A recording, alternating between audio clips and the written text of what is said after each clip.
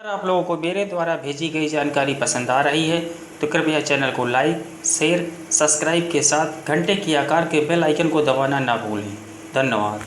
नमस्कार दोस्तों, तंत्र रहस्य चैनल को देखने वाले सभी दर्शकों एवं सभी साधक मित्र भाई बहनों को मेरा नमस्कार। मेरा नाम पुष्प प्रकाश तिवारी है। मित्रों, आज हम लोग भैरवनाथ जी के विषय में व उनकी उत्पत्ति के विषय में जानकारी प्राप्त करेंगे। चलिए बिना देर किए शुरू करते हैं। मित्रों, श्री भैरवनाथ जी भगवान शिव के अति प्रिय, विश्वास पात्र एवं समर्थ गण हैं। वे स्वयं में देवताओं की भांति पूज्य हैं।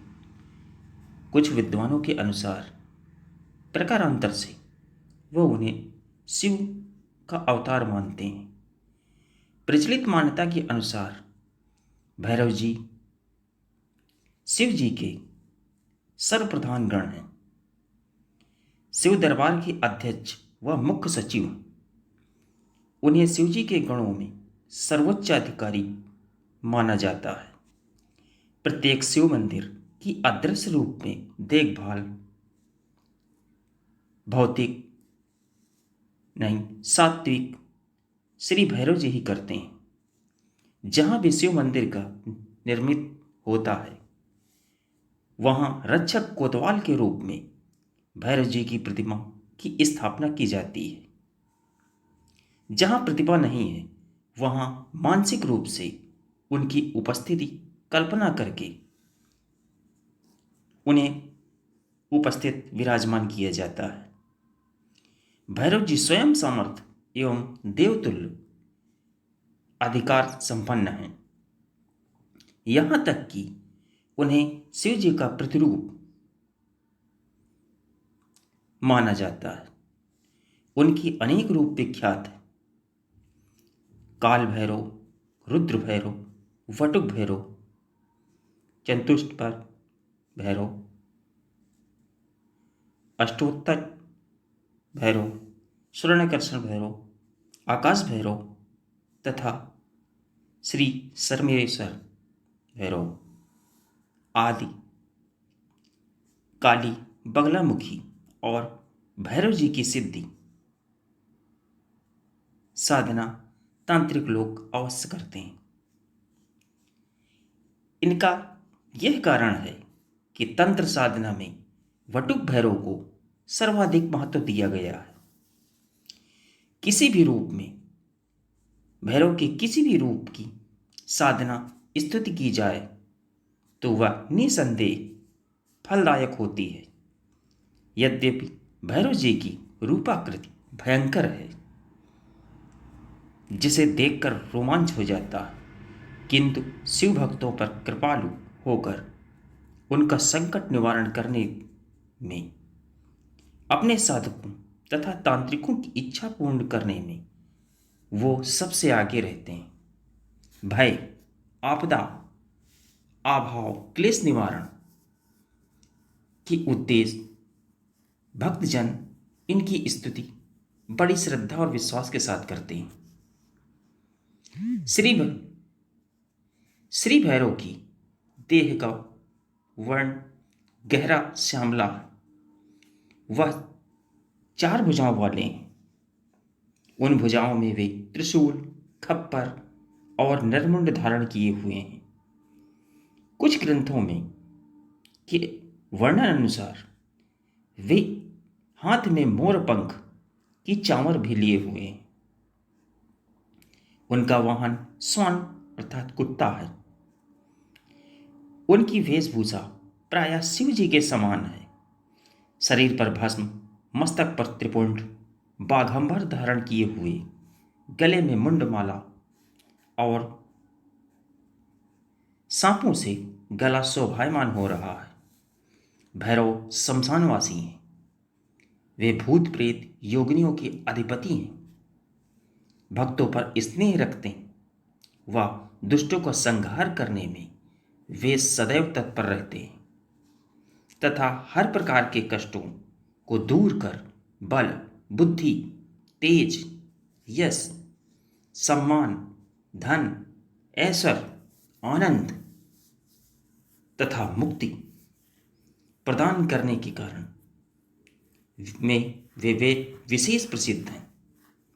आइए भैरव जी की उत्पत्ति की कथा के विषय में जानकारी प्राप्त करते हैं। तंत्र साधकों को जिसे भैरव सिद्धि प्राप्त करने की कामना हो, उसे भैरव जी संबंधित बातों को जान लेना अति आवश्यक है। सभी लोग माता वैष्णो देवी से संबंधित चरित्र वृत्तांत को तो सभी जानते हैं। यहां हम भैरव जी की उत्पत्ति का वर्णन कर रहे हैं। स्कंद पुराण के अनुसार भैरव जी की उत्पत्ति महर्षि अगस्त्य के द्वारा स्वामी कार्तिकेय से भैरव की उत्पत्ति विषयक ज्ञान प्राप्त होता है। एक समय की बात है, सुमेरु पर्वत पर बैठे हुए ब्रह्मादि अनेक देवी देवताओं को प्रणाम कर ऋषियों ने उनसे पूछा, हे प्रभु, आप में सबसे बड़ा कौन है? उस समय भोलेनाथ भगवान शंकर महादेव देवादिदेव की माया से वशीभूत होकर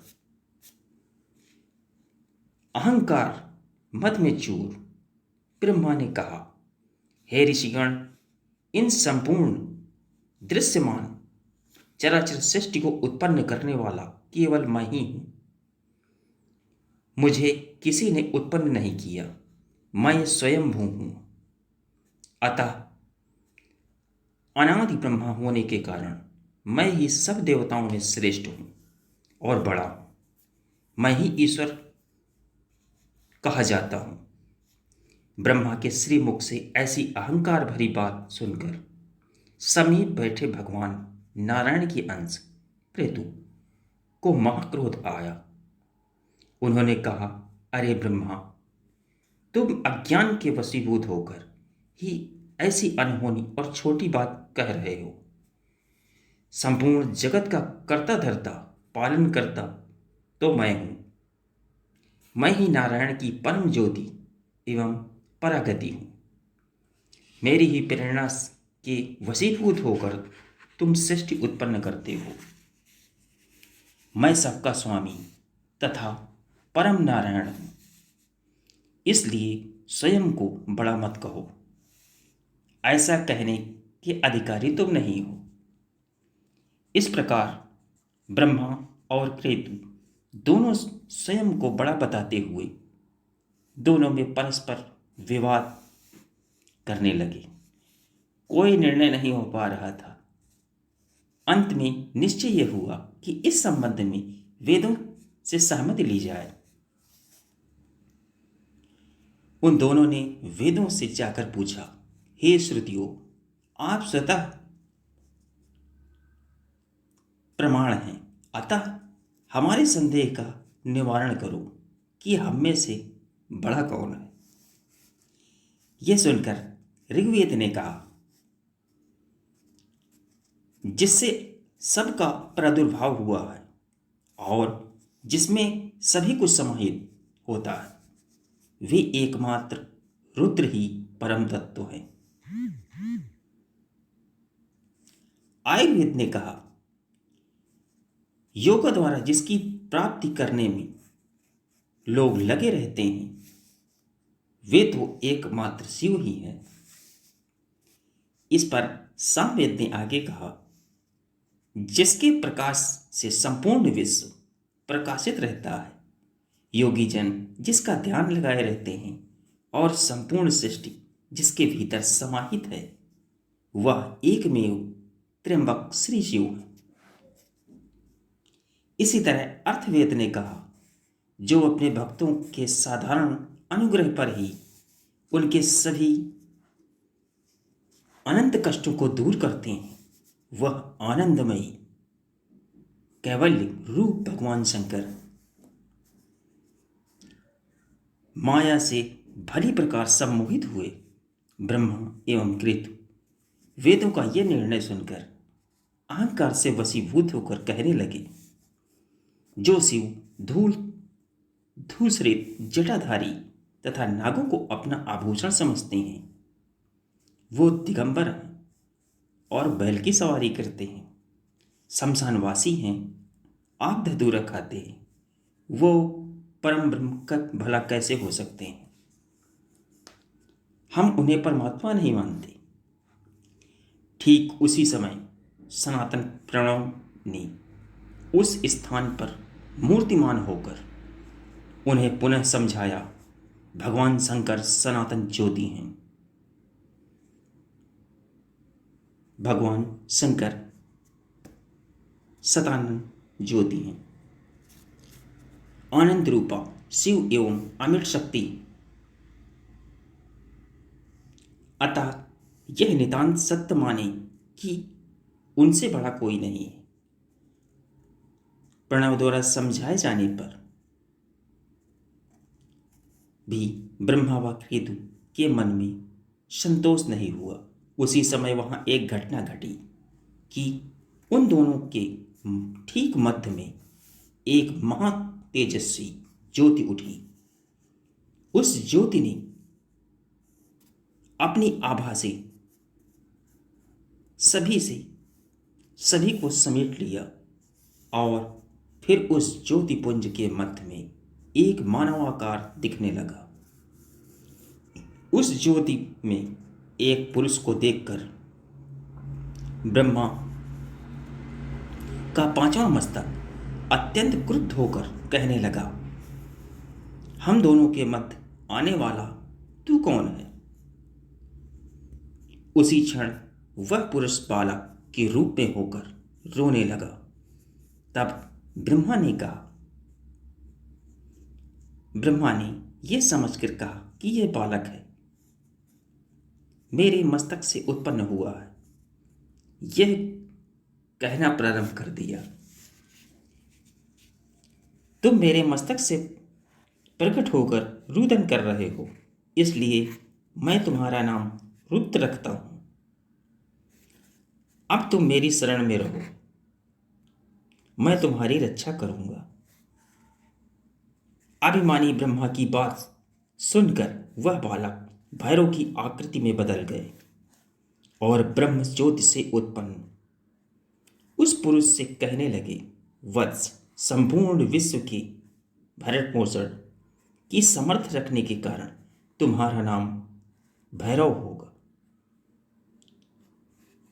तुमसे काल भी भयभीत रहेगा, इसलिए तुम काल भैरव के नाम से भी जाने जाओगे। दुष्टों का नाश भी तुम करते रहोगे, उनका दमन करते रहोगे। तुम भक्तों के पापों का क्षण भर में भक्षण कर लोगे, इसीलिए लोग तुम्हें पाप भक्षक भी कहेंगे। तुम मुक्तिदायिनी काशीपुरी के अधिपति होकर कालराज का पद प्राप्त करोगे। काशीपुरी में रहकर जो भी व्यक्ति पाप करेगा उसे तुम स्वयं दंडित दोगे। अब से चित्रगुप्त किसी भी काशीवासी का लेखा जोखा नहीं रखा करेंगे। सर्वप्रथम तो ब्रह्मा द्वारा प्रदत्त वरों को भैरव ने ग्रहण किया। फिर ब्रह्मा के पांचवें मस्तक को, जिसने शिव जी की निंदा की थी, अपने बाएं हाथ की उंगली के नख से काट दिया और कहा, हे ब्रह्मा, तुम्हारे जिस भाग ने अपराध किया था उसे मैंने दंड दे दिया है। तुम्हारे पांचवें मस्तक ने शिव जी की निंदा की थी, इसलिए मैंने उसे काट डाला है। अपना मस्तक कट जाने के बाद ब्रह्मा को यह ज्ञात हुआ कि शिव जी ही सबसे बड़े और महान है तथा परम ब्रह्म है। तब भयभीत हो भगवान शंकर की वह स्तुति करने लगे। फिर विष्णु भी वहां प्रकट होकर ब्रह्मा जी के साथ शिव जी की प्रसन्नता के प्रसन्नार्थ अनेकानेक प्रकार से प्रार्थना करने लगे। ब्रह्मा और विष्णु के द्वारा की गई स्तुति से भगवान शंकर प्रसन्न होकर अभयदान प्रदान किया। इसके बाद उन्होंने अपने ही अवतार भैरव को यह आज्ञा दी, तुम लोक प्रदर्शन के लिए ब्रह्मा के इस कटे हुए मस्तक को अपने हाथ में लेकर भिक्षा याचना करते हुए विश्व का भ्रमण करो और इस ब्रह्म हत्या के पाप का प्रायश्चित करो। यह कहकर शिव जी ने ब्रह्म हत्या नाम की एक कन्या उत्पन्न की। वह लाल वस्त्र धारण किए हुए थी।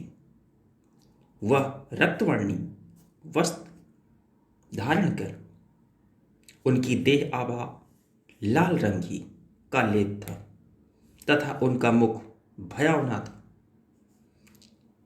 जुबान लपलपा रही थी और वह आसमान से टपकने वाले रक्तों का पान कर रही थी। उनके एक हाथ में कैंची तथा दूसरे हाथ में खप्पर था और वह भीषण गर्जना करती हुई चली। शिव जी ने उन्हें आदेश देते हुए कहा, हे ब्रह्महत्ते, जब तक भैरव तीनों लोकों में भ्रमण करते हुए काशीपुरी में नहीं पहुंच जाते, तब तक तुम इसी भीषण रूप में उनका पीछा करती रहो। तुम में सर्वत्र प्रवेश करने की सामर्थ्य होगी, किंतु काशीपुरी में तुम प्रवेश नहीं कर सकोगी। ऐसा कहकर शिव जी अंतर्ध्यान हो गए। तब हाथ में कपाल लिए भैरव ब्रह्म हत्या से मुक्ति पाने के लिए तीनों लोकों का भ्रमण करने लगे। जब भ्रमण करते हुए विष्णु लोक में पहुंचे तो उस समय भगवान विष्णु ने लक्ष्मी से कहा, हे प्रिय, यह शिव जी की अपार लीला ही है कि समस्त पापों के नाश की सामर्थ्य रखते हुए भी वे अपने भैरवी रूप में ब्रह्म हत्या के पाप से मुक्ति पाने के लिए सर्वत्र भागते घूम रहे हैं। इस प्रकार वे अपनी लीला द्वारा भक्तों को आनंदित तथा पाप के परिणामों के संबंध में सजग कर रहे हैं। इस प्रकार समस्त लोकों में अपनी लीला का प्रदर्शन करते हुए भैरव अभिमुक्त तीर्थ काशीपुरी में प्रवेश करते ही ब्रह्म हत्या नामक कन्या ने उनका पीछा छोड़ दिया, क्योंकि शिव जी की प्रिय काशी में प्रवेश करने की सामर्थ्य उनमें नहीं थी। उधर काशी में भैरव के प्रवेश करते ही उनके हाथ से ब्रह्मा का कपाल स्वयं ही गिर गया। जिस स्थान पर ब्रह्मा का मस्तक गिरा वह स्थान कपाल मोचन के नाम से प्रसिद्ध हुआ। तब से भगवान भैरव काशीपुरी में उनके कोतवाल के पद पर हैं, क्योंकि ब्रह्मा ने काशीवासियों के दंड का अधिकार ही भैरव को दे दिया था, अतः भैरव को काशी कोतवाल कहा गया है।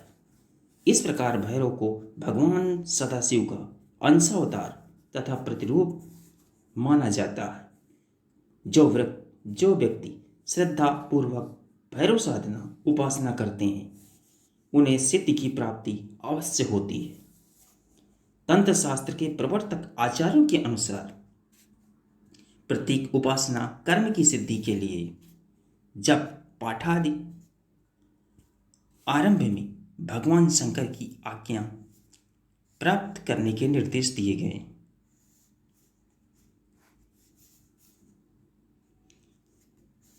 जिससे यह स्पष्ट होता है कि सभी पूजा पाठों की आरंभिक प्रक्रिया में भैरवनाथ का स्मरण, पूजन, मंत्र जप आदि आवश्यक होते हैं। भैरवनाथ का नाम सुनते ही लोग भयभीत हो जाते हैं और कहते हैं ये उग्र देवता है, इसलिए इनकी साधना की फेर पे नहीं पड़ना चाहिए। भैरव जी की साधना वाम मार्ग से होती है और इसलिए यह उपयोगी नहीं है। अनेक लोगों का मत ये भी है, किंतु यह सत्य नहीं। प्रत्येक देवता सात्विक, राजस और तामस स्वरूप वाले होते हैं, किंतु यह स्वरूप उनके द्वारा भक्तों के कार्य की सिद्धि के लिए ही धारण या वर्ण किए जाते हैं। जैसी स्थित वैशिष्ट गति के अनुसार भैरव जी इतने कृपालु भक्तवत्सल हैं कि सामान्य स्मरण की स्तुति से भी प्रसन्न होकर भक्तों के संकटों का तत्काल निवारण कर देते हैं। श्री भैरवनाथ के अवतार का वर्णन पुराणों में विविध रूपों में व्यक्त हुआ है। वे कहीं शिव हैं तो कहीं शिव के पुत्र, कहीं भगवान विष्णु के स्वरूप हैं तो अयत स्वतंत्र देव। इसी प्रकार भैरव की साधना उपासना विधानों के अनुसार भी अनेक नामों से अनेक विधान प्राप्त होते हैं।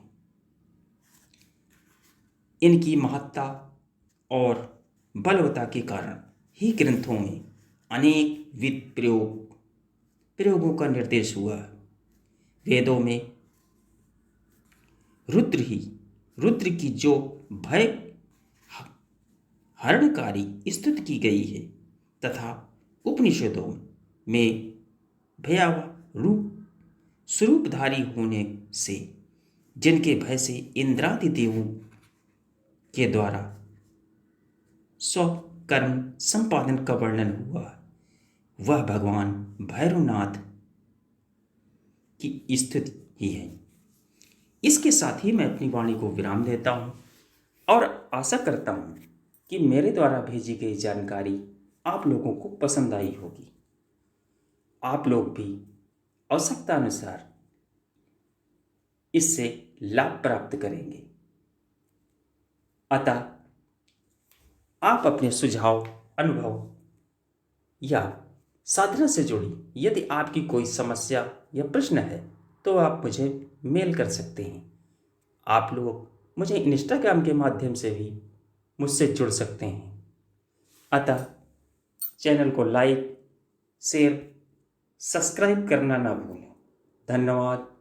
जय माता काली।